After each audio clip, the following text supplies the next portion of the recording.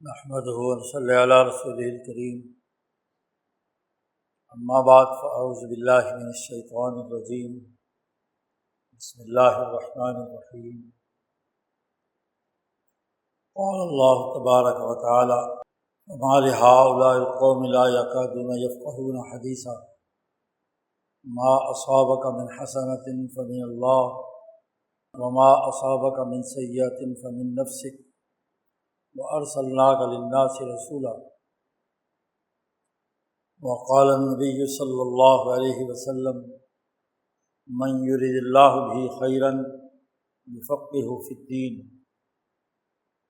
وقال النبی صلی اللہ علیہ وسلم: كانت بنو اسرائیل تسوسهم الانبیاء كلما هلك نبی خلفه نبی وإنه لا نبی بعدی سيكون خلفاء فيكثرون۔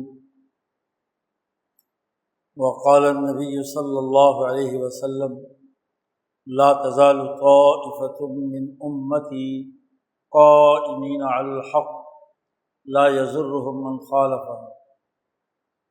صدق اللہ مولانا العظیم وصدق رسولہ النبی الکریم۔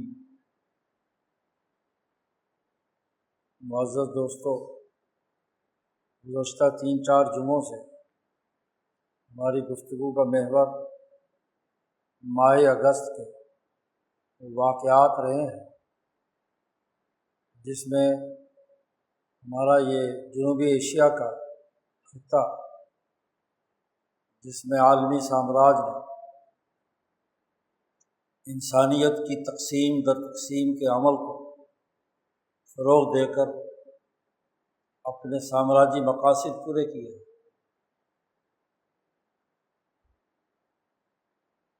یہ وہ صورتحال ہے جس میں تفقع اور بصیرت، عقل و شعور کی بنیادی رہنمائی دین اسلام کی روشنی میں لینا انتہائی ضروری قرار پاتا ہے۔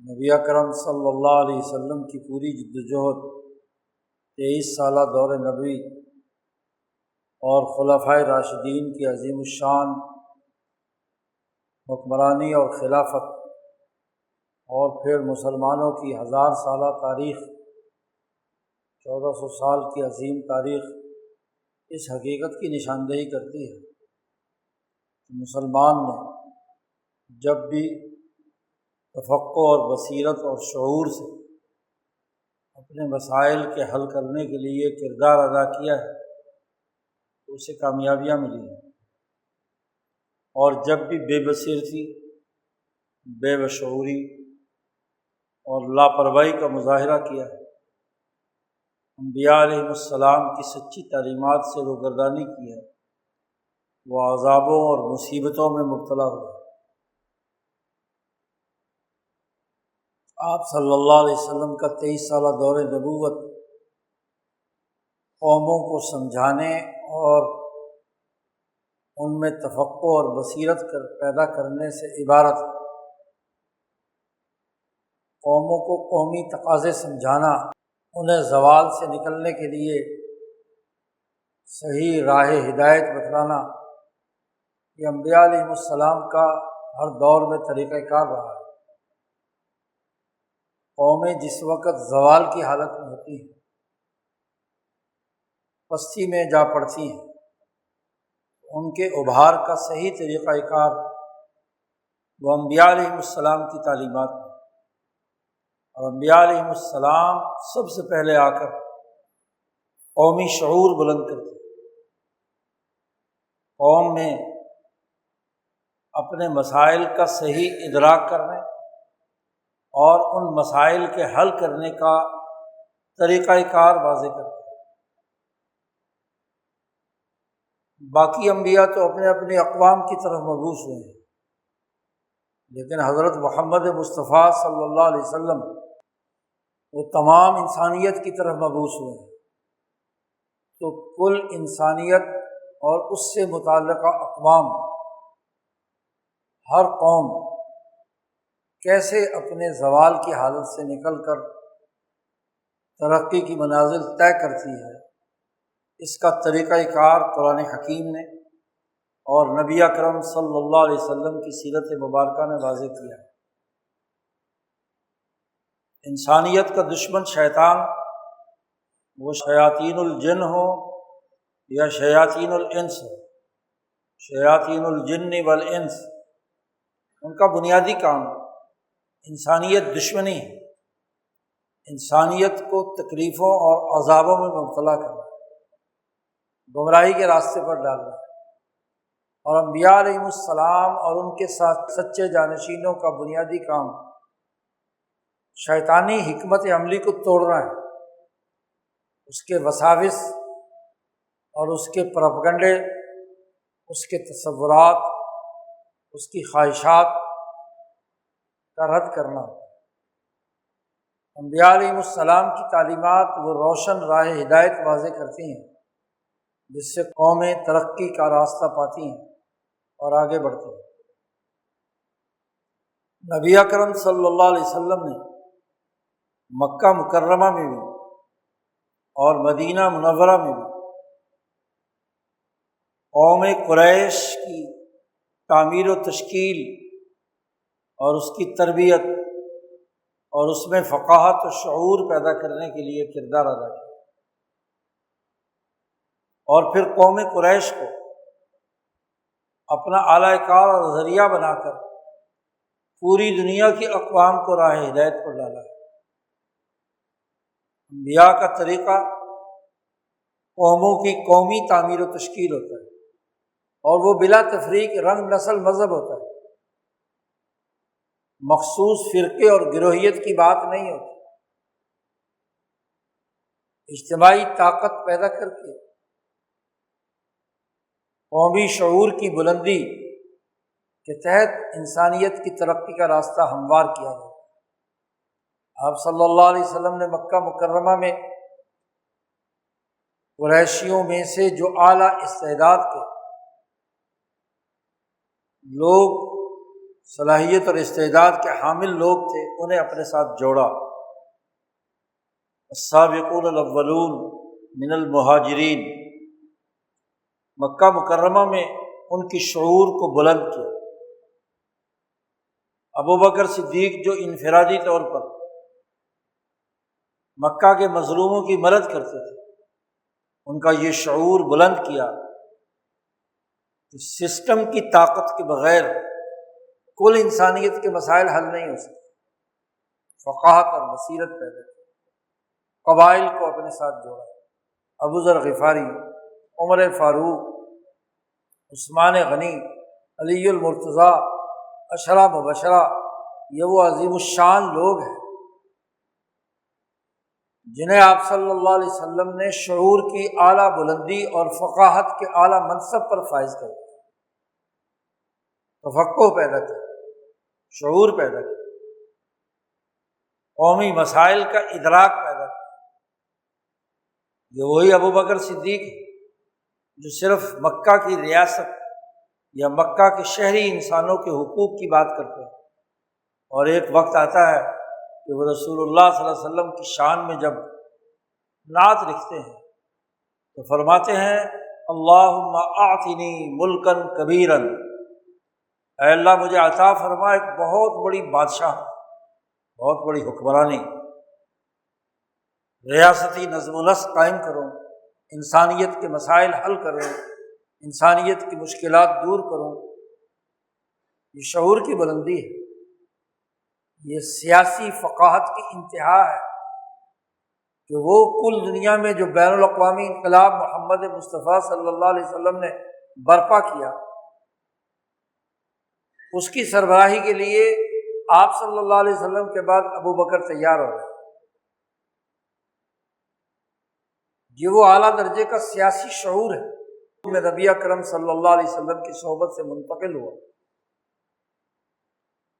یہاں تک کہ اس اجتماعی طاقت کے ذریعے سے شاہ ولی اللہ صاحب فرماتے ہیں کہ نبی اکرم صلی اللہ علیہ وسلم مکہ مکرمہ میں ہی رئیس مدینۃ من مدن، شہروں کے سربراہ حکومت جیسے ہوتے ہیں، ایسے ہی آپ نے خلافت باطلہ قائم کر کے انسانی دلوں پر حکمرانی پیدا کر رہی ہے،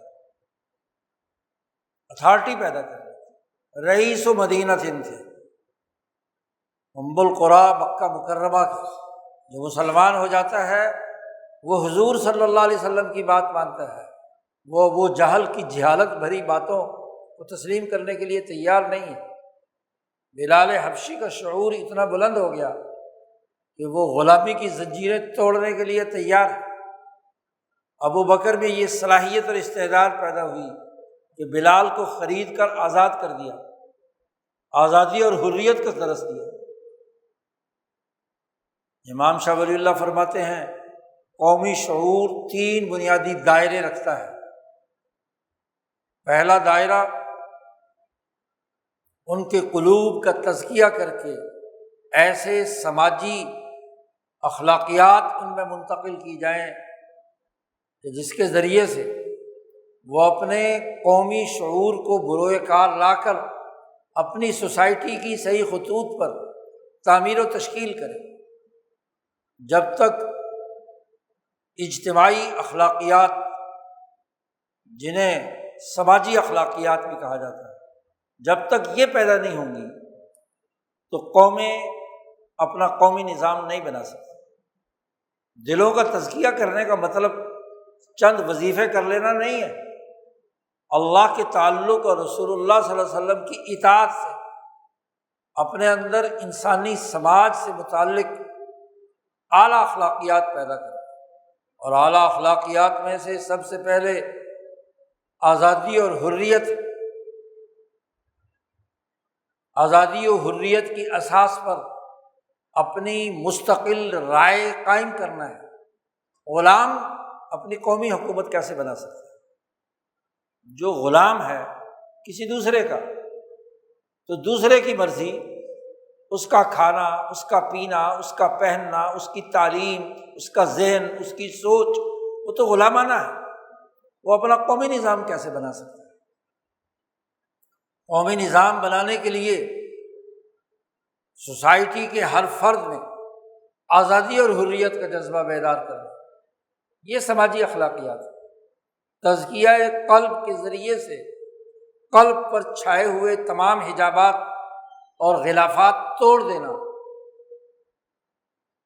ذہنوں کو جکڑنے والی زنجیریں توڑ دینا، دلوں پر چھائی ہوئی پجبردی اور مایوسی ختم کر دینا، جرأت اور ہمت، دلیری اور بہادری پیدا کر دینا، یہ اخلاق۔ یہ پھسپھسی باتیں کر کے لوگوں کی غلامی اختیار کرنے کے لیے اصیل مرغ کی طرح کردار ادا کرنا، یہ اخلاقیات نہیں ہے۔ اخلاقیات کا تعلق اپنی آزادی کی حفاظت سے۔ اس لیے عمر فاروق نے فرمایا تھا متی استعبدتم الناس وقد ولدتهم امہاتهم احرارا، تم نے کب سے انسانوں کو غلام بنانا شروع کر دیا؟ ان کی ماؤں نے تو انہیں آزاد جنا تھا، ان میں آزادی اور حریت تھی۔ نبی آ کر قوم بنانے کے لیے سب سے پہلے آزادی اور حریت کا جذبہ پیدا کیا۔ قرآن نے کہا، موسیٰ علیہ السلام نے فرعون کے دربار میں جا کر کلمے کی دعوت نہیں دی، یہ نہیں کہا اسے کہ جا کر اس سے کو کلمہ پڑھے۔ کافر اور ظالم، متکبر اور انسان دشمن، وہ کلمہ پڑھے گا بھی تو منافقانہ پڑھے گا۔ قولا لہ قولا لینا لعلہ یتذکر او یخشی، جاؤ دونوں ہارون اور موسیٰ فرعون کے دربار میں، نرمی سے بات کرنا، اور پہلی بات تم نے اس کے سامنے یہ رکھنی ہے کہ ان ارسل معنا بنی اسرائیل، بنی اسرائیل کو آزادی دو۔ آزادی اور حریت کا جذبہ یہ سماجی اخلاقیات میں سے، یہ تزکیہ قلب ہے، یہ طریقت ہے، یہ تصوف ہے، یہ سلوک ہے۔ اس آزادی کی اساس پر تمام انسانوں میں عدل و مساوات کا نظام بنانا، یہ سماجی اخلاقیات میں سے۔ قومیں بنتی ہیں اس اصول پر، انسانی سماج میں عدل و انصاف کی بنیاد پر تمام انسانی ریلیشن شپ قائم ہونے چاہیے، کسی کو کسی پر کوئی بالا تری نہ ہو، مساوات کی بنیاد۔ اور حکومت کی اساس غریبوں کی مدد کرنا ہے۔ ضعیف کے لیے حکومت ہوتی ہے، طاقتور کے لیے نہیں۔ ابوبکر صدیق نے خلیفہ بنتے ہی جو پہلا خطاب قاضی ابو یوسف نے کتاب الخراج میں نقل کیا ہے، پہلا خطاب یہ کیا کہ تم میں جو کمزور ہے وہ میری حکومت میں طاقتور ہے، اور جو تم میں طاقتور ہے وہ میری حکومت کے اندر کمزور ہے۔ حکومت کا کام کمزور اور ضعیف کے تحفظ کے لیے کردار ادا کرنا۔ اجتماعی طاقت، سماجی قوت، اتھارٹیز اس لیے بنائی جاتی ہیں کہ وہ انسانی سماج میں انسانوں کے مسائل حل کر کے جو کمزور ہیں ان کو طاقت فراہم کرے۔ طاقتور تو اپنی طاقت کی بنیاد پر خود بخود کیا ہے، اپنے مسائل حل کر لیتا ہے۔ تو عدل و انصاف کے ساتھ حکومت کر رہا ہوں، یہ سماجی اخلاقیات میں سے قلوب کا جب تزکیہ کیا جاتا ہے، دراصل یہ دوسرا خلق عدل کا ان کے اندر پیدا کیا۔ تیسری بڑی بنیادی بات کہ تمام لوگوں کے لیے عدل کے اساس پر بلا تفریق رنگ، نسل، مذہب، امن چاہیے۔ مسلمان سلامتی سے عبارت ہے، اسلام کا تعلق سلم سے ہے، صلح جوئی، امن، سلامتی، انسانیت کی سلامتی، یہ بنیادی خلق۔ جو صوفی اور تزکیہ کرنے والا سلامتی اور امن کی بات نہیں مانتا، اس کا تزکیہ کیا ہوا؟ تزکیہ قلوب کے لیے۔ اور امن بغیر سیاسی نظام کے قائم نہیں ہو سکتا، حکومت چاہیے اس کی۔ لا اینڈ آرڈر کی صورتحال کو کنٹرول کرنے کے لیے جب تک اتھارٹی موجود نہ ہو، حکومت نہ ہو، تو امن قائم نہیں ہو سکتا۔ چور، ڈاکو، قاتل، لٹیرے، ملک کے ریاست کے دشمن، باہر سے حملہ کرنے والے، ان کا مقابلہ حکومتی اتھارٹی کے ذریعے سے ہوتا ہے۔ محض دعائیں، پانی آ گیا جی دعا پڑھ لو جی، قرآن پڑھ لو جی، وظیفے پڑھ لو جی، یہ امن کی کون سی قسم ہے؟ ریاستی طاقت اپنی حکومتی اتھارٹی کے ذریعے سے امن و امان کو یقینی بنائے، معصوم شہریوں کی حفاظت کرے، ظالم اور طاغوتی قوتوں کا مقابلہ کرے، یہ بنیادی اخلاقیات۔ اسی طریقے سے معاشی اطمینان پیدا کرنا، ایسا مطمئن معاشی نظام جو تمام لوگوں کو جو اس ریاست اور سوسائٹی میں بستے ہیں بلا تفریق رنگ، نسل، مذہب، معاشی خوشحالی پیدا کرے، معیشت کی خوشحالی، سیاسی امن، قانونی عدل اور سماجی رویے انسانیت کے آزادی اور حریت کے اساس۔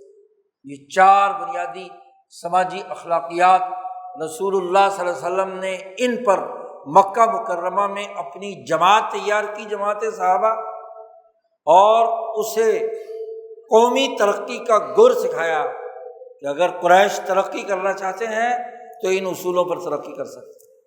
یہ تفقہ اور بصیرت آپ صلی اللہ علیہ وسلم نے ان مہاجرین صحابہ میں 13 سال تک مکہ مکرمہ میں قائم کی۔ گویا کہ آپ ان اصولوں کی بنیاد پر اپنی پارٹی بنانے میں کامیاب ہوئے تو رئیس مدینۃ من مدن بن گئے، سربراہ حکومت بنے۔ آپ نے اتھارٹی قائم کی، جو بات ابو ذر غفاری کو کہہ دی اس کی خلاف ورزی نہیں ہو سکتی۔ جو بلال حبشی سے بات مان لی، اس نے اسلام قبول کر لیا، وہ ابو جہل کے سسٹم کو اپنے پاؤں کی ٹھوکر سے اڑا دیتا ہے، آزادی پیدا کرتا ہے۔ مصعب بن عمیر، عمار بن یاسر، یہ وہ کمزور لوگ جن کی مدد کی، عبداللہ بن ام مکتوم جیسے عظیم لوگ، مکہ مکرمہ میں یہ قومی شعور پیدا کیا۔ اور پھر اسی کے ساتھ ساتھ امام شاہ ولی اللہ فرماتے ہیں کہ ان اخلاقیات اور اقدار پر مبنی ایک سسٹم اور نظام بنایا جسے شریعت کہتے ہیں۔ شریعت قانون سازی، قانونی نظام اقدار پر مشتمل ہوتا ہے، انسانی معاشرے قومی طور پر تبھی ترقی کرتے ہیں کہ جب انسانی اقدار کی بنیاد پر قانون سازی کی جائے، شرعی نظام بنایا جائے، کام کرنے کے طریقے طے کیے جائیں۔ شریعت کہتے ہی پریکٹیکل سسٹم کو، طریقہ کار۔ اقدار صرف واز کہہ دینے سے نہیں آتا، اقدار کا پروسیجر کیا ہو، ویلیوز پر آئین بنتا ہے، دستور بنتے ہیں، قوانین اور ضابطے بنتے ہیں، پھر اس کی اتھارٹیز وجود میں لائی جاتی ہیں، اور ان اتھارٹیز کے ذریعے سے ان اقدار کے نتائج قوموں کے اندر پیدا کیے جاتے ہیں۔ اخلاقیات کا محض واز نہیں ہوتا، عدل پر بحث کرو، آزادی پر بحث کرو، اسی طرح امن پر گفتگو کرو، سلامتی پر کانفرنسیں کرو، اس سے کچھ نہیں ہوتا۔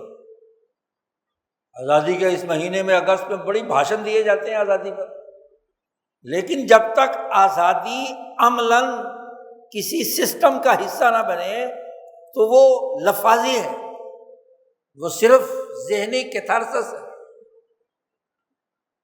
الفاظ کی جگالی ہے۔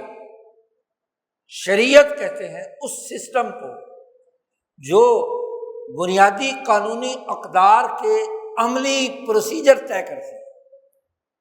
مثلاً کہا نماز پڑھو، تو نماز پڑھنے کا سسٹم کیا ہے، کیا کیا چیزیں اس سے پہلے ضروری ہیں، وضو ہے، غسل ہے، طہارت ہے، پھر ایک امام مقرر کرو، سب مل کر اتھارٹی ہو جس کی آواز پر لبیک کہتے ہوئے تم رکوع سجود اور قیام کرو، نماز کا آغاز کرو اور اختتام کرو، اس کے لیے ایک مسجد بناؤ،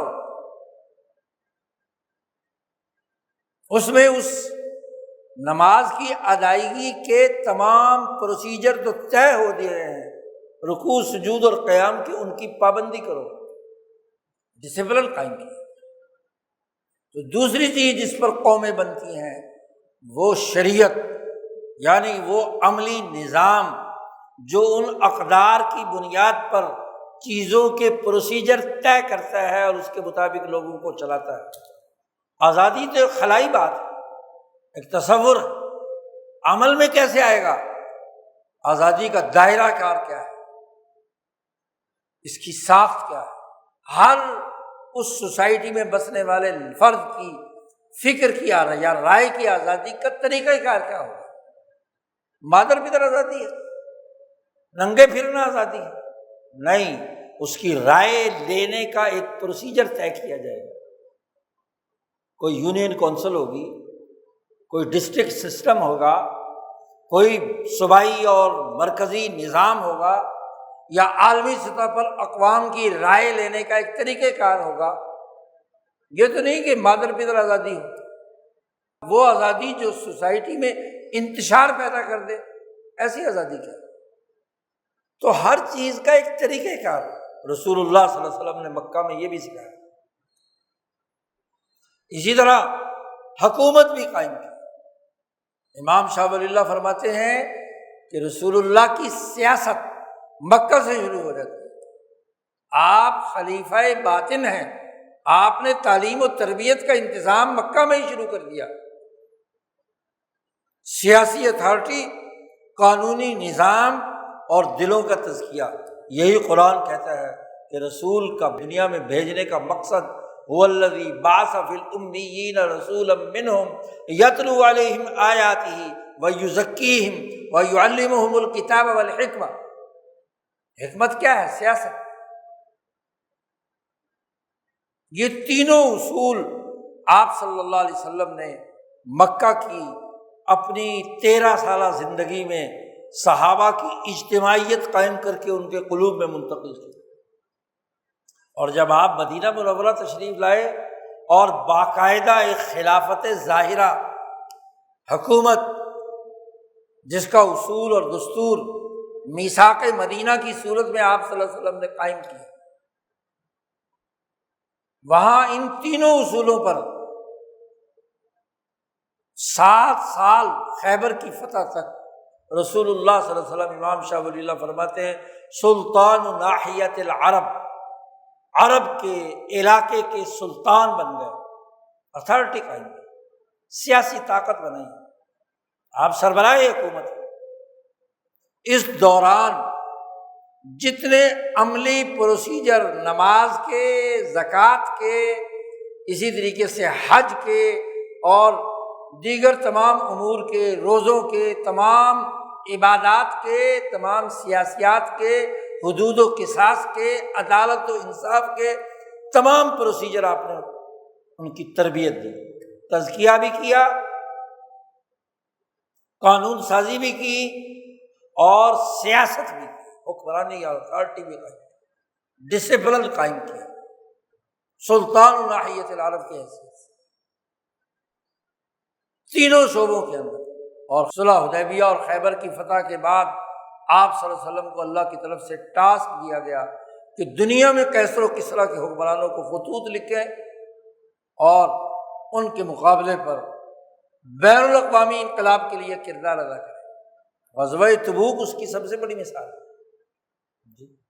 کیسر و کسریٰ کو خطوط اور اس کام کی تکمیل خلفائے راشدین نے اپنے 40 سالہ دور میں کی کہ جب انہوں نے کیسر و کسریٰ کو شکست دے کر دنیا بھر کی اقوام پر دین اسلام کا یہ قومی اور بین الاقوامی نظام قائم کر دیا، قوموں کو ترقی دی۔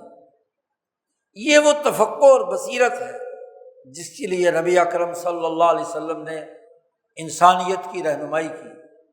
یہ آیت مبارکہ جو قرآن حکیم کی ابھی خطبے میں تلاوت کی ہے، اس کا ایک پس منظر ہے، تعلیم و تربیت اور فقاہت کا یہ ایک پس منظر لیے ہوئے ہے، جس میں نبی اکرم صلی اللہ علیہ وسلم ایک بات ارشاد فرماتے ہیں۔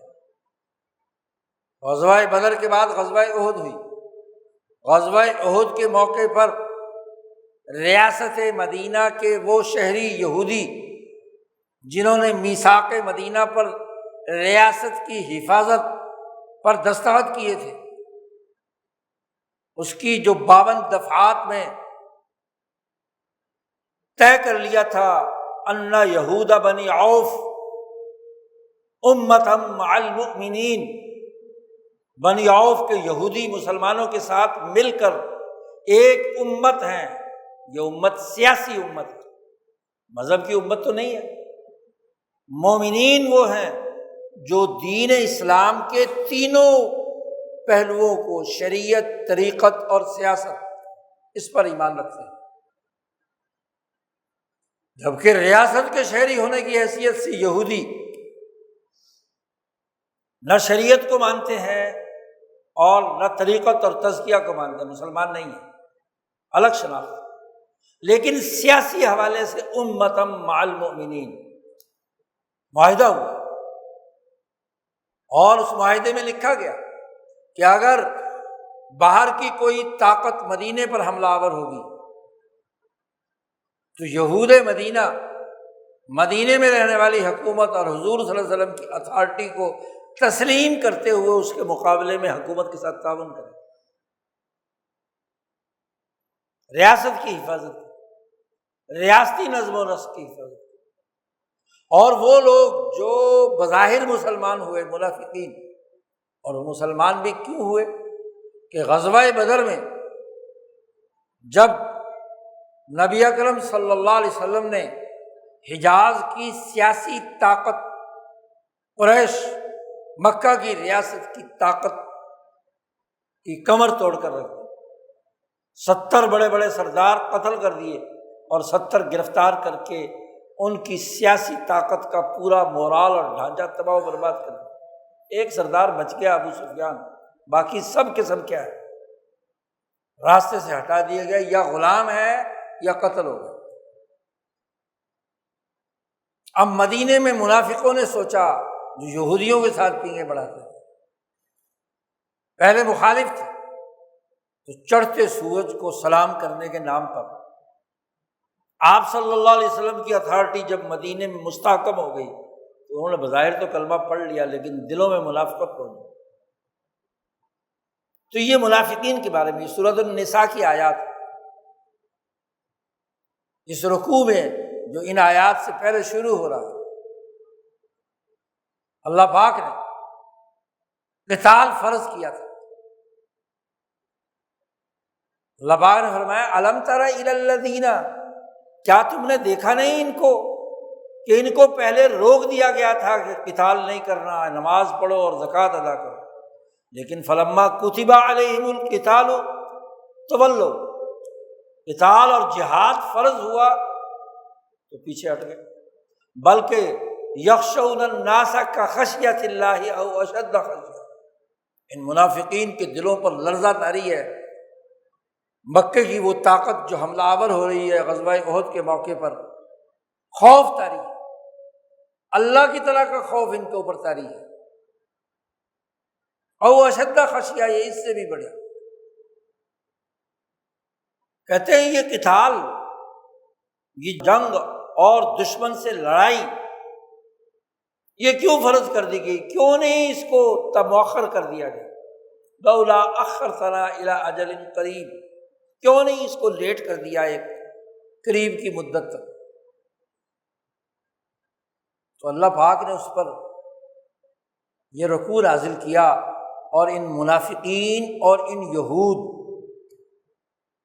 ان کے اوپر قرآن نے کہا اینما تکونوا یدرککم الموت ولو کنتم فی بروج مشیدہ، تم جہاں بھی ہوگے موت سے ڈرتے ہو نا، جہاد اور قتال کا مسئلہ یہی ہے، تمہیں موت کا خوف ہے تو موت تو تم پر آ کر رہے گی، اگر جو تم بڑے بڑے مضبوط محلات کے اندر کیوں نہ موجود، بروج مشیدہ، بڑی بڑی عمارتیں، بہت بڑی بڑی بلڈنگیں، بڑے بڑے مورچے مضبوط تم نے بنا لیے ہوں تو موت تو فرشتہ تو وہاں بھی پہنچ جائے۔ اور یہ منافقین نے کہنا شروع کر دیا کہ اگر ہمیں کوئی اچھی چیز ملتی ہے تو کہتے ہیں اللہ کی طرف سے آئی ہے، اور اگر کوئی تنگی اور مصیبت آتی ہے تو کہتے ہیں رسول اللہ صلی اللہ علیہ وسلم پر نعوذ باللہ تہمت لگاتے ہیں کہ آپ کی وجہ سے آئی ہے۔ رسول اللہ صلی اللہ علیہ وسلم یعنی غزوہ بدر میں مال غنیمت ملا تو بڑے خوش ہیں، اور غزوہ احد میں 70 صحابہ شہید ہو گئے تو کہتے دیکھو ہم نہیں کہتے تھے کہ باہر نہ نکلو تمہارے لیے بڑا مصیبت ہوگی، تو یہ نعوذ باللہ رسول اللہ صلی اللہ علیہ وسلم کی تدبیر غلط تھی، اس لیے کیا ہے یہ مصیبت آئی ہے، آپ صلی اللہ علیہ وسلم پر الزام دھرتے ہیں۔ اللہ پاک نے فرمایا کہ بے وقوفو، کائنات کا نظام اللہ کے قبضے میں ہے، قل کل من عند اللہ، کائنات کا پورا سسٹم اپنی سماجی حرکیات کی بنیاد پر کام کرتا ہے، جیسی صورتحال ہوتی ہے، جیسے تمہارے جرائم ہوتے ہیں، جیسے تمہارے مسائل ہوتے ہیں، اس کے مطابق اللہ کی تقدیر تم پر اپنا عمل کرتی ہے، قضاء خدا بندی ہوتی ہے۔ قل کل من عند اللہ فما لہؤلاء القوم لا یکادون یفقہون حدیثا، اس قوم کو کیا ہو گیا کہ یہ کوئی بات سمجھنے کے قریب بھی نہیں پھٹکی، لا یکادون یفقہون حدیثا، اس کو بات ہی نہیں سمجھ آ رہی۔ قرآن نے جھنجھوڑا ہے مکے کی اس ریاست کی سیاسی طاقتوں کو، یہودیوں کو اور ان مسلمانوں کو جو بظاہر اسلام قبول کر چکے ہیں لیکن منافق، جنہوں نے غزوہ احد کی حکمت عملی پر اعتراض کیا، جنہوں نے جہاد و قتال کی فرضیت پر نقد کیا، تنقید کی۔ اللہ پاک نے کہا بنیادی بات یہ کہ ان کو یہ بات حقیقت میں سمجھ کیوں نہیں آ رہی کہ نبی تو قوم کی ترقی کے راستے پر گامزن کرنا چاہتا ہے، ان کو دنیا بھر کا بین الاقوامی حکمران بنانا چاہتا ہے، اور یہ لوگ نبی پر اطاعت نہیں کرتے ہیں۔ یہ تو وہی ہے جو موسیٰ علیہ السلام سے انہوں نے کہا تھا، وہی ہے جو سورۃ یاسین میں وہاں کی قوموں نے اپنے نبی سے کہا تھا کہ تطیرنا بک، تیرے نحوست کی وجہ سے ہم پر یہ مسئلہ ہو، یعنی سچی بات سمجھاؤ تو اسے نحوست قرار دیتے ہیں اور اپنی جھوٹی بات اور غلط بات کو حق سمجھتے ہیں۔ اس سے بڑی حماقت اور کیا ہوگی کہ صحیح اور درست بات سمجھ نہ آئے، قوم کی عقل ماری جائے۔ فما لہؤلاء القوم لا یکادون یفقہون حدیثا، قرآن نے کہا ہے انسان سن لے، ما اصابک من حسنۃ فمن اللہ، تجھ کو جو کچھ حسنہ یا اچھی چیز ملتی ہے اللہ کی طرف سے ہوتی ہے، اور اگر تجھے کوئی مصیبت پہنچتی ہے تو وہ تیرے اعمال ہوتے ہیں، تیری ڈیسیژن میکنگ ہوتی ہے، انسان کو مخاطب۔ جہاں تک رسول اللہ صلی اللہ علیہ وسلم کا معاملہ ہے تو آپ صلی اللہ علیہ وسلم تو انسانیت کی طرف رسول بنا کر بھیجے گئے، وَأَرْسَلْنَاكَ لِلنَّاسِ رَسُولًا، کل انسانیت کے فائدے کا نظام قائم کرنے کے لیے، بلا تفریق رنگ نسل مذہب۔ کوئی بھی انسان اس کو اپنی دعوت دے کر قومی فقاہت اور شعور سمجھانے کے لیے رسول بنا کر ہم نے بھیجا ہے، تو اس مقصد کے لیے آئے۔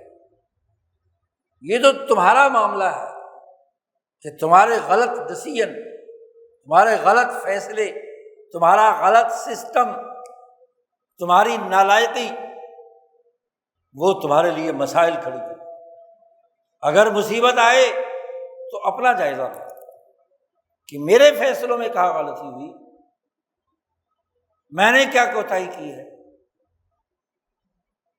اس کا تجزیہ کرنا، یہی فقاہت ہے، یہی مسئلہ ہے جس کی طرف غور و فکر کی ضرورت ہے۔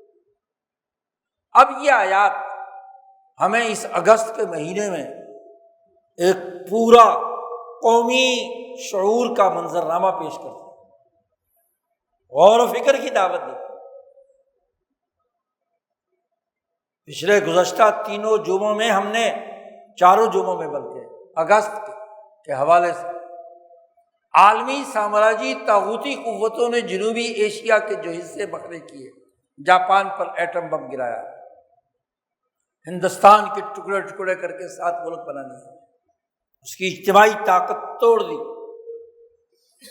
اور ان ملکوں کو لوٹنے، ان کے معاشی وسائل پر قبضہ کرنے، یہاں کے برین کو اپنے قبضے میں لینے، برین کو ڈرین کرنے، یہاں کے وسائل کے لوٹنے، وہ پاکستان ہو، ہندوستان ہو، بنگلہ دیش ہو، نیپال ہو، بھوٹان ہو، سری لنکا ہو، مالدیپ ہو، یہ جتنے 7 ممالک، ان کو تباہ و برباد کر کے ان کی قیادتوں کو اپنا غلام رکھ کر امریکی سامراج نے جو کردار ادا کیا وہ تو شیطانی اور دجالی کردار۔ اور افسوس یہ کہ جو مسلمان اپنے آپ کو مسلمان کہلانے والے ہیں، دراصل منافقت کا لبادہ اوڑھ کر اسلام کا ڈھنڈورا پیٹنے والے، انہوں نے اس تقسیم در تقسیم کے عمل کے اندر حصہ لیا، اس خطے کی تقسیم ہوئی، یہاں کی اجتماعی طاقت ٹوٹی، انسانیت آج بے یار و مددگار ہے اس خطے کی۔ امریکہ بدماش چاہے تو انڈیا پر جتنا مرضی ٹیرف لگا کر اس کی معیشت مروڑ دے، غربت اور بے روزگاری کے اثرات پیدا کرے، اور چاہے تو تم پر پریسلر ترمیم لگا کر تمہارا بازو مروڑ دے، اور چاہے تو تمہیں اٹھا کر اوپر لے جائے، کبھی اس کو اٹھا کر شائننگ انڈیا بنا دے۔ یہ لڑائی جھگڑے، یہ دنگا فساد، یہ جو مصیبتیں تم پر نازل ہیں، یہ اسی دجالی تقسیم در تقسیم کے عمل نے تمہارے لیے پیدا کر۔ یہ اگست کا مہینہ وہ ہے جس میں تم تقسیم در تقسیم کے مرحلوں سے گزرے۔ 14 اور 15 اگست کی درمیانی رات ماؤنٹ بیٹن نے جاپان کی تباہی اور بربادی کا نقشہ اپنے سامنے رکھتے ہوئے چرچل اور روزویلٹ کے درمیان 1941 کے معاہدہ اٹلانٹک کے تناظر میں اس خطے کو تقسیم کے مراحل سے گزار دیا۔ اپنے اعلی کار بنا لیا، اور اس زمانے کے جو حریت پسند انبیاء کے سچے وارث قومی شعور رکھنے والوں نے خبردار کیا تھا، تمہیں سمجھایا تھا کہ جو تم کام کرنے چلے ہو اس پوری جنوبی ایشیائی خطے کی غلامی پر اگلے 100 سال کے لیے تم مہر لگا رہے ہو، تمہارے وسائل سامراج کے ہوں گے، وہ تمہارے یہاں دندناتا پھرے گا، تمہاری معیشت اس کے کنٹرول میں ہوگی، تمہاری سیاست ان کے قبضے میں ہوگی، تمہاری بیوروکریسی ان کی اعلی کار ہوگی، تمہارے انتظامی ڈھانچے ان کے غلام ہوں گے، تمہارے وسائل ان کے قبضے میں ہوں گے، تم لڑو گے، فتنوں میں مبتلا ہوگے، آزمائشوں میں مبتلا ہوگے، اور آج ساتوں کے ساتوں ملک اسی اذیت سے دوچار۔ تماشا ہے، جب جی چاہتے ہیں بنگلہ دیش پر ایک مسلط کر دیتے ہیں تو 10-12 سال دوسروں کو تباہ و برباد کرے، اور کبھی دوسرا آ جاتا ہے وہ پہلوں کو تباہ و برباد کرنے کے لیے تیار ہو جاتا ہے۔ 1970 سے اب تک بنگلہ دیش میں یہی کھیل ہو رہا ہے، اور 1947 میں بنگلہ دیش اور پاکستان 47 سے 70 تک دونوں ملک اسی کھیل تماشے کی نظر رہے ہیں۔ یہی کھیل تماشا 70 سے لے کر اب تک اس پاکستان میں ہو رہا ہے، کبھی ایک گھوڑا، کبھی دوسرا گھوڑا، کبھی تیسرا گھوڑا، کبھی چوتھا گھوڑا۔ قرآن کہتا ہے کہ جب تم پر کوئی مصیبت آئے تو سمجھو، فقاہت حاصل کرو کہ یہ تمہارے من نفسی کا، تمہارے کیے ہوئے ہی فیصلے ہیں، تمہارے کرتوت ہیں، تمہاری کمائیاں ہیں، اس کے نتائج تم بھگت رہے ہو، تمہاری سسٹم کی خرابیاں ہیں، تمہاری اعلی کاری ہے، عالمی سامراج کے نمائندے بننے کے نتیجے میں یہ سب کچھ ہوا ہے۔ فمن نفس، رسول تو انسانیت کے فلاح کے لیے آیا ہے، لام نفع کے لیے ہوتا ہے، ارسلناک للناس، وہ تو کل انسانوں کے نفع کے لیے آیا ہے، رسول بنا کر بھیجا گیا۔ رسول کی بنیادی تعلیم تو یہ ہے، لیکن تمہاری منافقت یہ ہے کہ تم سامراج سے ٹکرانے کے بجائے فلما کتب علیہم القتال، جب تم پر سامراج سے مقابلہ کرنے، دجالی قوتوں کے مقابلے پر مقابلے کی حکمت عملی سکھائی جاتی ہے تو تم ایسے ڈرتے ہو امریکی سامراج سے، برطانوی سامراج سے، یورپین بھیڑیوں سے، جیسے کیا ہے گویا کہ یہ خدا ہے، ہماری زندگی ان کے ہاتھ میں، کا خشیۃ الناس او اشد خشیہ۔ یاد رکھو، موت سے ڈرتے ہو تو موت تو تمہیں بڑے بڑے محلات کے اندر بھی پکڑ لے، جہاں بھی ہوگی۔ کیوں یہ بات نہیں سمجھتے آج پاکستانی قوم، بلکہ پورے جنوبی ایشیائی اقوام کو قرآن یہ للکار کر پکار رہا ہے، فَمَا لِهَٰؤُلَاءِ الْقَوْمِ لَا يَكَادُونَ يَفْقَهُونَ حَدِيثًا، اس قوم کو کیا ہو گیا کہ ان کو بات سمجھ نہیں آتی۔ ہونا تو یہ چاہیے تھا کہ مَن يُطِعِ الرَّسُولَ فَقَدْ أَطَاعَ اللَّهَ، جس نے رسول کی اطاعت کی اس نے اللہ کی اطاعت، اور جو رسول انسانیت کے لیے رسول بنا کر بھیجے گئے ہیں ان کی اطاعت کی جاتی ہے، ان کی بات سمجھی جاتی ہے، ہر بدلتے دور کے تقاضوں کے مطابق ان کی اطاعت کی جاتی ہے، ان کے ساتھ وابستہ ہوتے۔ لیکن قرآن حکیم یہ بات بھی واضح کرتا ہے کہ اگر کہیں غلطی ہو گئی تو اس غلطی کو دور کرنے کا بھی ایک طریقہ ہے، توبہ اور استغفار، نبی کے راستے پر واپس لوٹنا۔ ٹھیک، شیطان نے تقسیم کر دی، ریاستیں الگ الگ بنا دی، لیکن قومیں جو اس دھرتی پر بستی ہیں وہ دھرتی تو صدیوں سال پرانی ہے۔ ٹھیک ہے، خلافت عثمانیہ کے خاتمے کے بعد عالمی سامراجی طاغوتی قوتوں نے نیشنلزم کی بنیاد پر ریاستیں بنائی ہیں۔ پہلے تو اپنی یہ غلطی سمجھو، تمہیں جو دھوکہ دیا گیا کہ اسلام کے نام پر ریاست بنائی جا رہی ہے، اسلام کے نام پر کوئی ریاست دنیا میں وجود میں 1922 کے بعد وجود میں نہیں ہے، جھوٹا پرمپرا۔ نیشنلزم کی بنیاد پر ریاستیں وجود میں ہیں۔ کیا تمہاری نیشنلٹی اسلام ہے؟ تمہاری نیشنلٹی تو وطن سے جڑی ہوئی ہے، پاکستانی ہے، دھرتی ہے، ایک ہندو کی بھی، ایک سکھ کی بھی، ایک مسلمان کی بھی، ایک یہودی کی بھی، ایک عیسائی کی، قومیت کی بنیاد پر ملک بنے۔ 1946 کا الیکشن ہو رہا ہے اور مسلم لیگ نے شور شرابہ مچایا کہ یہ الیکشن اسلام اور غیر اسلام کے لیے ہو رہا ہے، پاکستان اور ہندوستان ہندو اور مسلمانوں کی تقسیم کے لیے ہو رہا ہے۔ تو وائس رائے ہند لارڈ ویول نے باقاعدہ پریس کانفرنس کر کے کہا اس الیکشن کا کوئی تعلق مذہبی تقسیم کے ساتھ نہیں ہے، یہ یورپین نیشنلزم کے پیٹرن پر پارلیمنٹ اور اسمبلیوں کے لیے نمائندے منتخب کرنے کا الیکشن ہے، بس نیشنلزم پر الیکشن، اس کا اسلام ہندو سے کوئی تعلق نہیں۔ باقاعدہ مسلم لیگ نے منشور جاری کیا 46 میں، کہیں ذکر نہیں ہے کہ اسلام نافذ کیا جائے۔ اس منشور کو بنانے والا دانیال لطیفی ہے، کمیونسٹ، مشہور کمیونسٹ لیڈر، اور اس میں کہیں ذکر نہیں ہے کہ اسلام نافذ کیا جائے، کوئی دعویٰ نہیں ہے۔ یہ تو پاکستان بننے سے ذرا پہلے مارچ اپریل میں اصغر صدائی نے نظم کہہ دی پاکستان کا مطلب کیا، لا الہ الا اللہ، مشہور ہو گیا جی لا الہ الا اللہ کے لیے پاکستان بن رہا ہے۔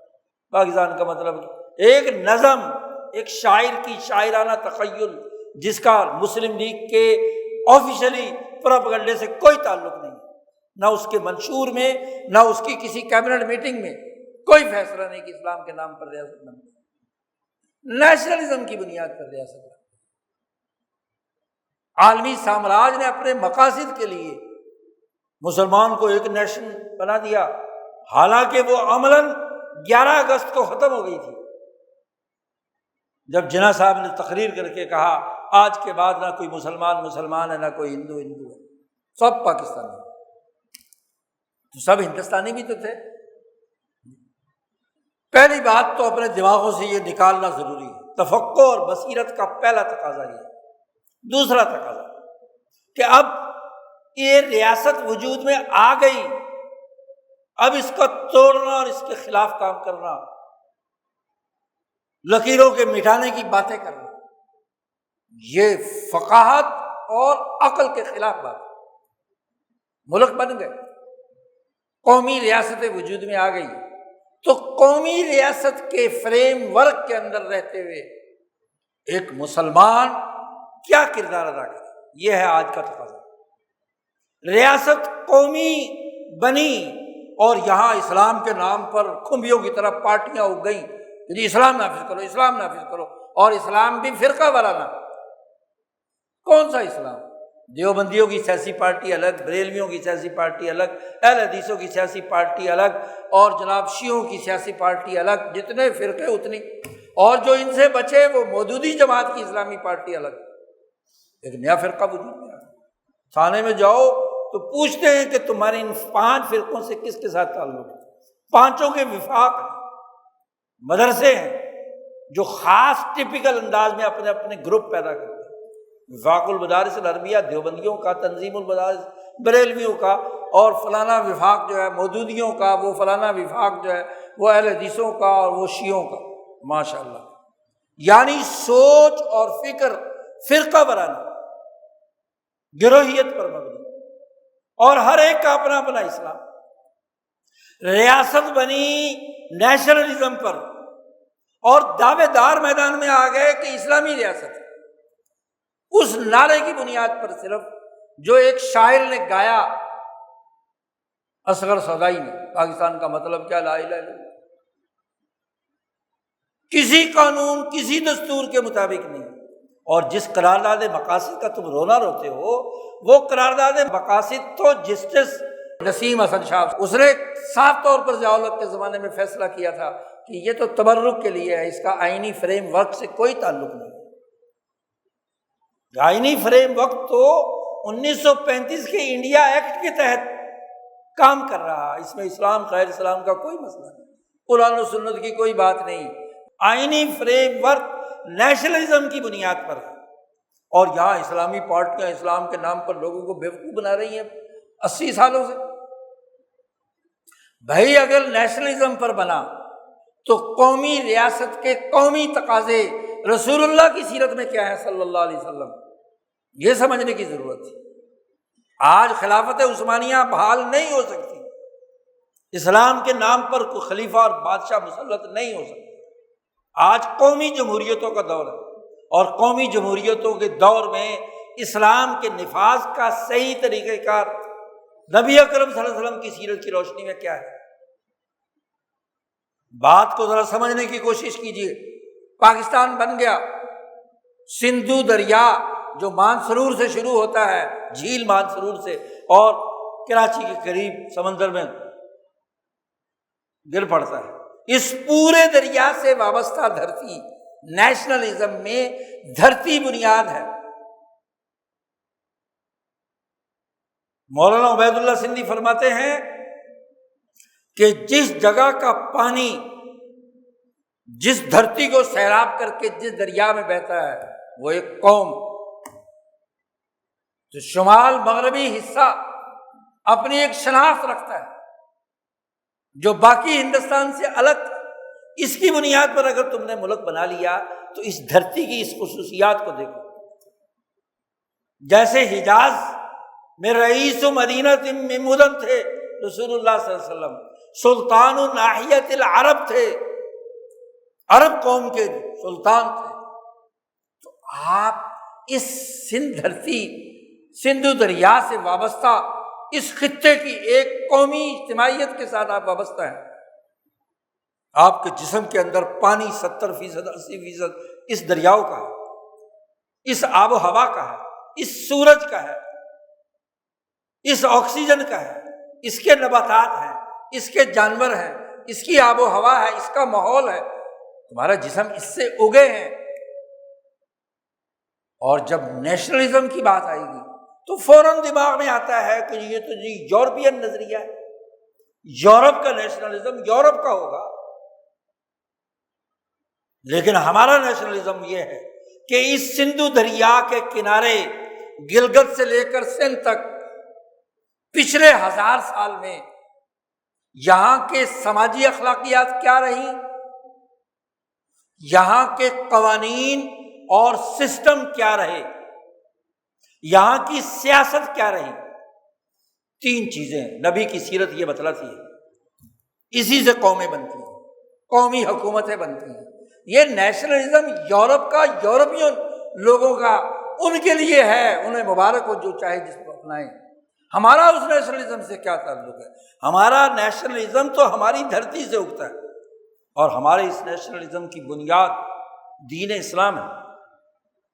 سن 31 ہجری میں حضرت عثمان غنی کے دور میں کابل فتح ہوا، کابل کا پانی دریائے سندھ میں گرتا ہے۔ دریائے کابل کہاں گرتا ہے؟ دریائے سندھ۔ مولانا سندھی کہتے ہیں یہ ہندوستان کا پہلا شہر ہے جو خلفائے راشدین کے زمانے میں ہندوستان کا علاقہ فتح ہوا، اور پھر عمر فاروق اور بلکہ حضرت عثمان کے بعد کے دور میں بنو اور پورا بلوچستان کا علاقہ حضرت صفوان رضی اللہ تعالیٰ عنہ کی قیادت میں سارا علاقہ فتح ہوا۔ دریائے سندھ سے پار کا اکثر علاقہ یہ خلفائے راشدین کے زمانے میں فتح ہو چکا ہے۔ پھر خلفائے بنو امیہ کے زمانے میں محمد بن قاسم آتا ہے، ملتان فتح کیا، اور اس زمانے کے آئے ہوئے علماء، اولیاء اور رہنمایان نے اس دھرتی میں یہاں کی نسلوں نے دین قبول کیا، اور پھر سیاسی حکومتوں کا آغاز محمود غزنوی سے ہوتا ہے۔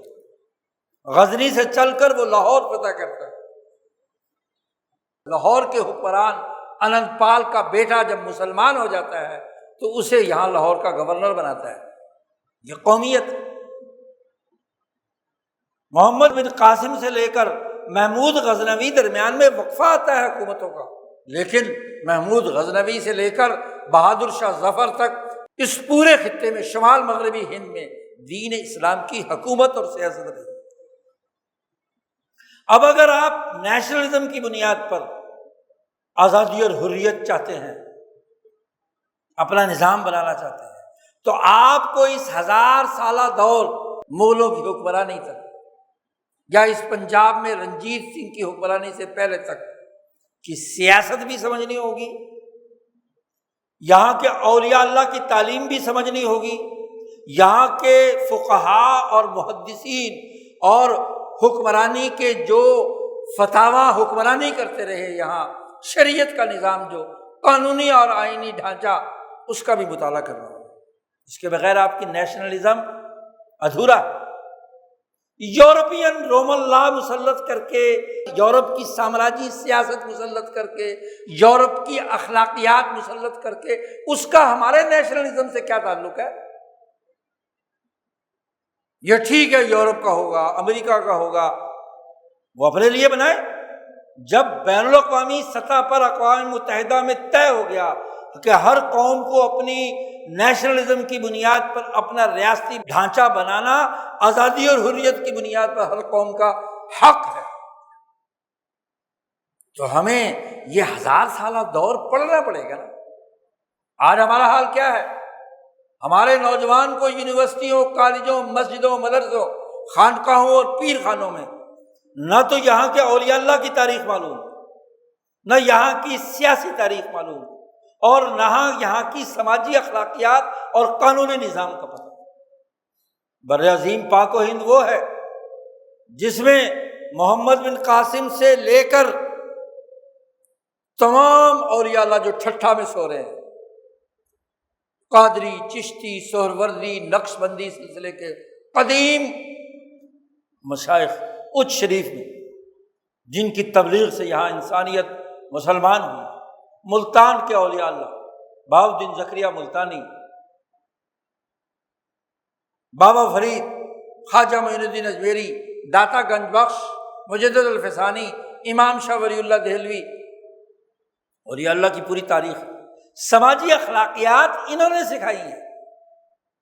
خواجہ معین الدین اجمیری نے اس ہندو کے اندر جسے مسلمان کیا، آزادی اور حریت کا جذبہ پیدا کیا، عدل کا جذبہ پیدا کیا، امن کی تعلیم دی، معیشت کی ترقی کے اطمینان کا نظام بتلایا، غریبوں کی مدد کی، مظلوموں کی مدد کی۔ خواجہ نظام الدین اولیاء، بابا فرید، خواجہ چراغ گیسو دراز، شیخ بہاء الحق بنگالی، کس کس کا نام، پوری تاریخ ہے۔ آج یہاں کا مسلمان پاکستان کا اسلام کے نام پر نعرے لگاتا ہے، لیکن انہیں نہیں پتہ ان کی سیرت کیا ہے۔ کشف المحجوب نہیں پڑھی، صرف جا کر چادر چڑھا لینے کا نام تو داتا گنج بخش کو ماننا نہیں ہے۔ ان کی جو توحید، ان کا جو عزم و ہمت، ان کی جو اخلاقیات، ان کی دلوں کی تربیت اور تزکیے کے جو اصول ہیں کشف المحجوب کے، وہ کسی کو معلوم ہے؟ کسی یونیورسٹی میں نصاب میں ہے؟ یورپین اخلاقیات، سامراجی تصورات، وہ ہماری یونیورسٹیوں کی زینت ہے، لیکن اپنی دھرتی، اپنے نیشن، اپنی اقوام، اپنی دھرتی کے ان اولیاء اللہ کی تعلیمات ہمارے سامنے نہیں ہیں۔ انہوں نے رواداری کیسے کی؟ انہوں نے یہاں کی مظلوم قوموں کو اپنے سینے سے کیوں لگایا؟ آج ایک ہندو بھی خواجہ غریب نواز کے مزار پر کیوں جاتا ہے؟ کیوں داتا صاحب کی نگری میں، داتا صاحب کے ہاں ایک غیر مسلم بھی جاتا ہے؟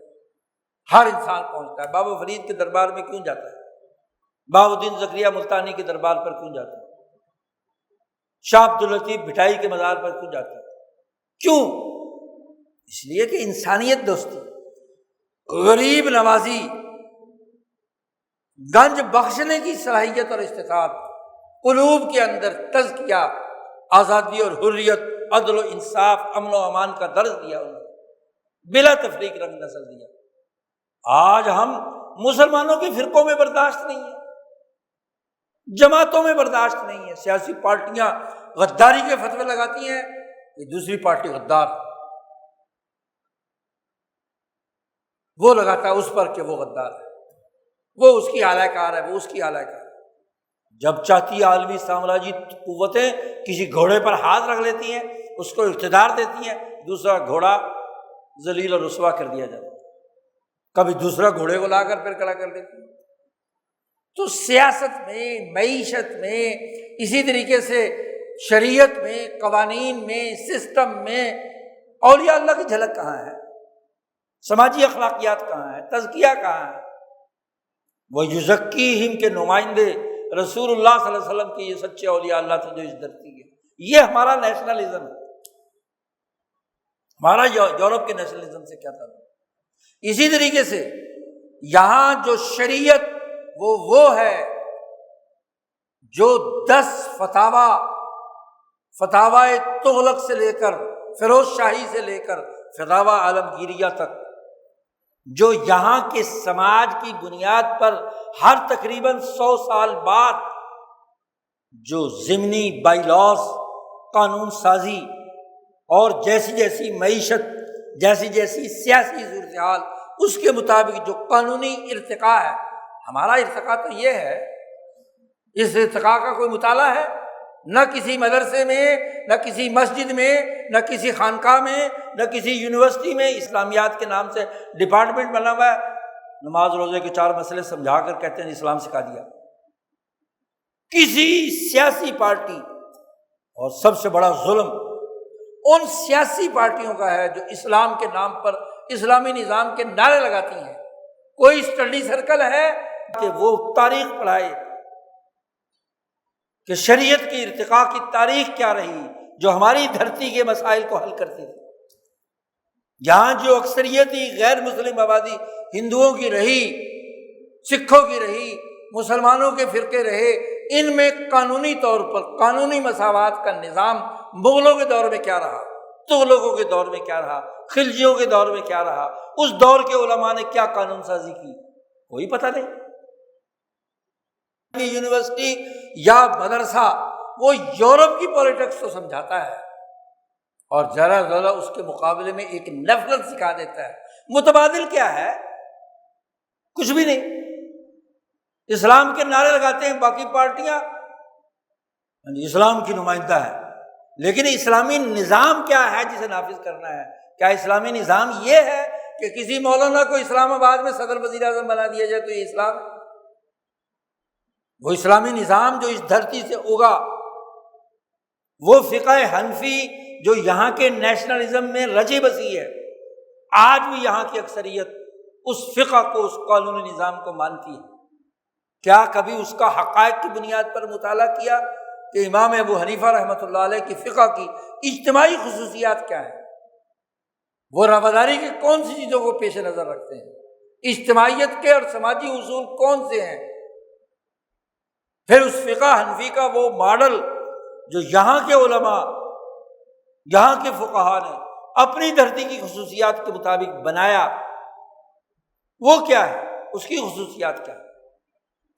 اس کے بجائے نفرت کی ایک دیوار کھڑی کر دی، یا تو باہر سے لا کر وہابیت کی تحریک کی بنیاد پر حنفیت کے خلاف زبان درازی ہوتی، وہ وہابیت جو خود ساختہ ہے، نہ امام احمد حنبل سے کوئی تعلق، نہ شافعی سے کوئی تعلق، نہ مالک سے کوئی تعلق، نہ عربی ارتقاء کی تاریخ سے کوئی تعلق، اس سے کاٹ کر قتل و غارت گری اور تشدد کے راستے پر ڈال دینے کا نام شریعت ہے؟ کیسی شریعت؟ ابن تیمیہ کے حاشیہ خیال میں بھی یہ بات نہیں تھی جو یہاں کے فتنہ پر پرتشدد لوگوں نے اپنائی ہے۔ تو شریعت جو اس دھرتی میں پھیلی، کیا یہ اولیاء اللہ رسول اللہ صلی اللہ علیہ وسلم کے سچے متبع نہیں تھا؟ یہاں کے علماء، یہاں کے فقہا، اس ہندوستان کے شیخ الحدیث اول جنہوں نے سب سے پہلے حدیث پڑھانی شروع کی، یہاں لاہور کے مشہور عالم شیخ مولانا حسن سغانی لاہوری، جنہوں نے مشارق الانوار لکھی، اور انہی کی یہ کتاب پڑھ کر بابا فرید عالم بنے بہاؤ الدین زکریا عالم بنے، خواجہ نظام الدین عالم بنے، معین الدین اجمیری عالم بنے، کیا پتہ لاہوریوں کو کہ کون ہے محمد؟ یہاں ان کا مزار موجود ہے، کسی کو پتہ تک نہیں کہ ان کا کیا ہندوستان کے اندر علوم پھیلانے میں، شریعت کے منتقل کرنے میں کیا کردار ہے، غائب۔ اسی طرح کیا اس پورے 700 سال، اول میں تو محمد بن قاسم سے اٹھائی جائے گا، بس نعرے ہیں محمد بن قاسم نے جی اسلام فتح کر کے، اور پھر اس پر بکواس اور زبان درازی، قوم پرستی کے نام پر محمد بن قاسم کے خلاف مقابلے میں راجہ دار کی پروپیگنڈا کرنے والے۔ لیکن محمد بن قاسم کا سسٹم کیا تھا؟ صرف یہ کہ فتح کر لی، صرف چند عورتوں کو بچانے کے لیے آ گیا اور چلا گیا جھونکے کی طرح؟ بھائی سسٹم کیا تھا، سیاسی نظام کیا تھا، اس کے امور کیا تھے؟ اور پھر محمود غزنوی سے لے کر مغلوں کی آخری حکمرانی تک کے سیاسی فیصلے کیا تھے، اس کی سیاسی حکمت عملی کیا تھی جو محمود نے اپنائی، غزنویوں نے، غوریوں نے، تغلقوں نے، فیروز شاہ نے، اسی طریقے سے خلجیوں نے، لودھیوں نے، شیر شاہ سوری نے، اور پھر مغلوں نے۔ یہ سیاسی تاریخ ارتقاء سے گزرتی ہے۔ یورپ کی سیاسی تاریخ پتہ ہوگی تمہیں، امریکہ کے 200 سال کی تو تاریخ کا پتہ ہوگا، لیکن اپنی دھرتی کے اس سیاست کا کوئی پتہ ہے مسلمان؟ بھائی یہ 1000 سالہ دور دین اسلام کے سیاسی، سماجی، قانونی، شرعی ارتقاء کا دور۔ اگر اس پاکستان کو بچانا ہے، اس ریاست کو صحیح خطوط پر آگے بڑھانا ہے، تو یہ تفقع حاصل کرنا ہوگا۔ صرف رونے پیٹنے سے کچھ نہیں ہوگا کہ سامراج نے ہمیں تقسیم کر دیا جی، اب تقسیم تو ہو گیا، اب یہ جوڑ کیسے؟ جوڑ تبھی ہوگا اپنے ملک کی حفاظت کے لیے۔ سب سے پہلے پاکستان کا نعرہ تبھی ہوگا کہ جب یہاں کی قومیت کو سمجھا جائے، یہاں کی تاریخ مرتب کی جائے، یہاں کی سیاست سمجھی جائے۔ عجیب بات ہے، وہ ہندو جو محمود غزنوی سے پہلے کی سیاسی تاریخ، چانکیہ کی تاریخ، شوشوق اعظم کی تاریخ، بدھ مذہب کی تاریخ، وہ تو مرتب کر کے اپنی نسلوں میں منتقل کر رہا ہے۔ اور یہ مسلمان جو اسلام کے نام پر پاکستان بنا کر بیٹھے ہوئے، ان کو شرم آتی ہے مغلوں پر بات کرتے ہوئے۔ مغلوں کو کوئی حکومت تھی؟ مغلوں کی حکومت نہیں تھی تو یہ انگریز سامراج کے منہ میں رال کیوں ٹپکی ایسٹ انڈیا کمپنی کے کہ وہ گولڈن سپیرو کہہ رہے ہیں ہندوستان کو؟ ہندوستان خوشحال تھا، بغیر سسٹم کے خوشحال تھا۔ دنیا کی کل 24-25% دولت کا مالک ہندوستان تھا مسلمانوں کے اس 1000 سالہ دور میں، تو یہ ایسے ہو گیا تھا بغیر کسی سسٹم کے، کیونکہ کوئی سسٹم نہیں تھا۔ یورپ نے آ کر ہمیں سسٹم سکھایا۔ یہ یورپ کی مروبیت یہاں کے بیوروکریٹ، یہاں کے صحافیوں، یہاں کے مولویوں کے دماغوں میں، پیروں کے دماغوں میں منتقل کر دی۔ وہ بھی جا کر لندن میں بیٹھ کر بڑی بڑی جاگیریں اور جائیدادیں بنانے لگ گئے۔ خدا کا خوف کہو، قرآن کہتا ہے فَمَا لِهَٰؤُلَاءِ الْقَوْمِ لَا يَكَادُونَ يَفْقَهُونَ حَدِيثًا۔ اس قوم کو کیا ہو گیا کہ یہ سیدھی سادی سی بات بھی سمجھنے کے لیے تیار نہیں ہے، ان کو اتنی سی بات سمجھ نہیں آتی۔ دنیا کی ہر قوم اپنی قومی تاریخ اچھال رہی ہے۔ یورپ آج سے 300-400 سال پہلے ڈارک ایج میں تھا، تو تاریخ جو قتل و غارت گری کی تاریخ تھی اس کو بڑی خوبصورت بنا کر پیش کیا جاتا ہے کہ یورپ نے یہ کیا، یہ کیا، یہ۔ اور جن کی تاریخ ہے انہیں اپنی تاریخ سے کاٹ دیا گیا۔ یہ نو آبادیاتی دور کا وہ نظام تعلیم ہے، لارڈ میکالے کا وہ طریقہ کار ہے جو تمہاری یونیورسٹیوں میں ننگا ناچ رہا ہے۔ اسلام کے نام پر یونیورسٹی، پاکستان کے نام پر یونیورسٹی ہے، لیکن وہ یورپین سماج پڑھا رہی ہے، یورپ کی سیاست، یورپ کی معیشت۔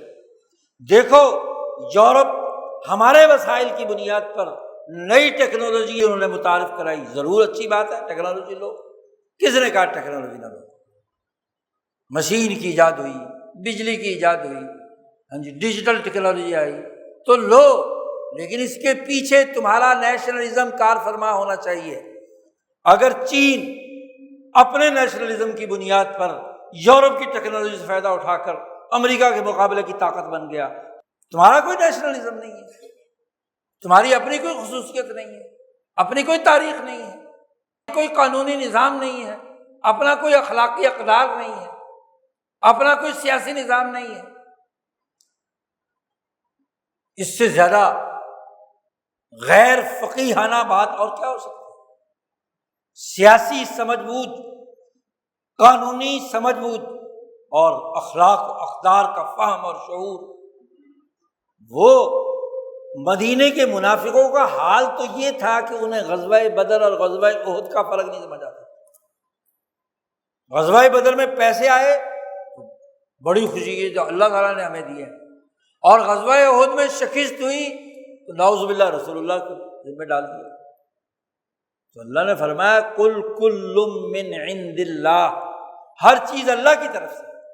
مصیبت آتی ہے تو جائزہ لو کون سے تمہارے اعمال خراب، تم نے دھرتی سے بغاوت کی ہے، آج عالمی سامراج کو ضرورت تمہاری دھرتی سے وسائل اکٹھا کرنے، سارا ٹمبر مافیا جنگلات کاٹ کاٹ کر یورپ کا پیٹ بھر رہا ہے، دنیا بھر کے تمام لکڑی کی ضروریات تم یہاں سے سپلائی کر کے، تم یہاں کا پتھر سیمنٹ بنا کر پہاڑوں کو کاٹ کاٹ کر دوسرے ملکوں کو بیچ رہے ہو۔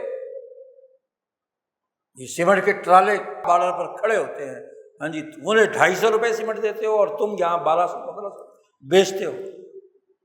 پتھر بیچ دیے، مٹی بیچ دی، درخت بیچ دیے ٹمبر مافیا نے، سیمنٹ مافیا نے، اور دریاؤں پر قبضہ کر کے عمارتیں اور تعمیر بنا کر پھر کہتے ہو کہ جی سیلاب آ گیا، یہ تو قدرتی وبا ہے، اور پھر سیلاب کے نام پر بھی بھیک مانگنے کا فوراً شروع ہو جاتے ہو۔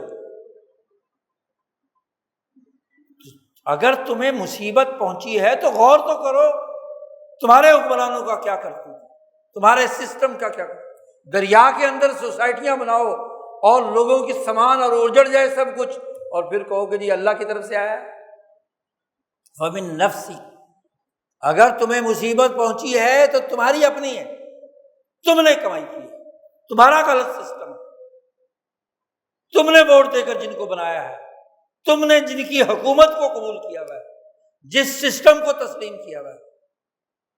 آج حد ہو گئی ہے عدالت مسلمانوں کی، آئے عدالت پر لکھا ہوا ہے کہ اعدلوا هو اقرب للتقوی، اور فیصلے کرتی ہے اس دھرتی کی عدالتی نظام کے خلاف، ہے پارلیمنٹ اس دھرتی کے لوگوں کی، اور اس پارلیمنٹ کے کسی ممبر کو نہیں پتا کہ اس نیشن کی 1000 سالہ قانونی تاریخ کیا ہے، نہ کسی وکیل کو، نہ کسی پارلیمنٹرین کو، نہ شریعت کا پتہ، نہ ضابطوں کا پتہ، نہ قانونی ارتقاء کا پتہ، بس یورپ کی چند جملے رٹے ہوئے ہیں، اور وہ بھی 1935 کے انڈیا ایکٹ کے غلامانہ تصورات کے تحت، اور اس کے مطابق گفتگو ہوتی ہے۔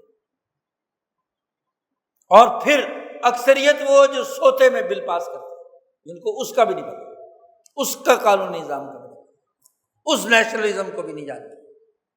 بیوروکریسی کی جو انہوں نے نیشنلٹیز لے رکھی ہیں وہ دوسرے ملکوں کی، جیسے یہاں سے فارغ ہوتے سول بیوروکریسی ہو یا عسکری بیوروکریسی، فوراً دوسرے ملکوں میں پہنچ جاتے۔ اپنے ملک سے غداری ہے، اپنی دھرتی سے تعلق کوئی نہیں۔ فما لہؤلاء القوم، قومی سوچ بننے کے لیے ضروری تھا قومی نظام کو سمجھنا، دھرتی کی حقائق کو سمجھنا، اپنے نیشنلزم کو جاننا، لیکن فما لہؤلاء القوم لا یکادون یفقہون حدیثا، یہ بات سمجھنا ہی نہیں چاہتے، سمجھنے کے بھی قریب نہیں۔ لا یکادون لفظ کا استعمال، ایک تو سمجھتے نہیں، مفسرین نے لکھا ہے لا یفہمون نہیں کہا قرآن میں، لا یفہمون، اور بلکہ یہ قریب الفہم بھی نہیں ہے، قریب بھی نہیں پھٹ کے۔ کتنی فٹ ہوتی ہے تم پر؟ کیا تم یہاں کے اولیاء اللہ کی سماجی تزکیے اور ان کے اخلاق اور اقدار کے فہم کے قریب بھی ہو کہ نہیں؟ یہاں کے 1000 سالہ مسلمان حکمرانوں کی سیاسی تاریخ کے سمجھنے کے قریب بھی ہو تم؟ نہیں۔ کہ یہاں کے شریعت اور یہاں کے قانون کی تاریخ اس کے قریب بھی ہو تم؟ نہیں، لا یکادون یفقہون حدیثا۔ یاد رکھو قرآن نے کہا من یطع الرسول فقد اطاع اللہ، جس نے رسول اللہ صلی اللہ علیہ وسلم کی اطاعت کی اس نے گویا کہ اللہ کی اطاعت کی۔ جو رسول کی بات نہیں مانتا، ان کی بات نہیں سمجھتا، ان کے سسٹم کو نہیں جانتا، اس کا اللہ کا ماننا کیسا ہے؟ کوئی ایسے۔ اور پھر یہ بھی بات واضح کر دی کہ اے رسول صلی اللہ علیہ وسلم، ہم نے آپ کو ان کو حفیظ اور نگہبان بنا کر نہیں بھیجا، آپ کو ان پر مسلط ہوں گے کہ ضرور یہ کام کرے۔ اور جب نبی کو تم پر حفیظ بنا کر نہیں بھیجا تو یہاں کے سچے اولیاء اللہ، علماء ربانیین، جنہوں نے اس وقت بھی سمجھایا تھا، پچھلی صدی کے نصف اول میں قومیت سمجھائی تھی، تاریخ سمجھائی تھی، تم نے نہیں مانی، تو وہ کوئی مسلط کر کے نہیں بھیجے گئے۔ جب رسول مسلط نہیں ہے تو رسول کا نمائندہ کیسے ہے؟ اور ایسے ہی آج بھی جو علماء اور حقائق بات سمجھا رہے ہیں، تم پر مسلط ہو کر تو نہیں آئے، ہر ایک نے اپنے ضمیر سے خود فیصلہ کرنا ہے، کوئی تسلط نہیں۔ ایک بڑی خامی آج کل کے مذہبی رہنماؤں کی اور سیاسی رہنماؤں کی یہ ہو گئی کہ قوموں پر مسلط ہو جاتے، تسلط حاصل، جو نہیں مانتا ہماری بات کو پکڑو اور مار دو، تشدد بھڑکا دیا گیا۔ اسلام کے نام پر پارٹیاں بنتی ہیں اور نوجوانوں کو قتل کرتی ہیں، اس نے ہماری بات نہیں مانی۔ بھائی تم مسلط ہو کر آئے ہو، تمہاری تفہیم اسلام جو ہے لازمی اور ضروری ہے۔ نبی کی بات تو اللہ نے کہا ہے کہ ہمارا تیرا کام ہے وما علیک الا البلاغ، تیرا کام ہے بات پہنچا دینا، باقی برا عمل کریں گے تو برے نتائج پائیں گے۔ 80 سال سے برے عمل کر رہے ہیں تو نتائج برے پا رہے ہیں، اچھے عمل کریں گے تو اچھا نتیجہ پائیں گے۔ ہمارا کام ہے روز روشن کی طرح حجت واضح کر دینا، دلائل سے بات سمجھا دینا کہ صحیح کیا ہے، غلط کیا ہے، حق کیا ہے، باطل کیا ہے۔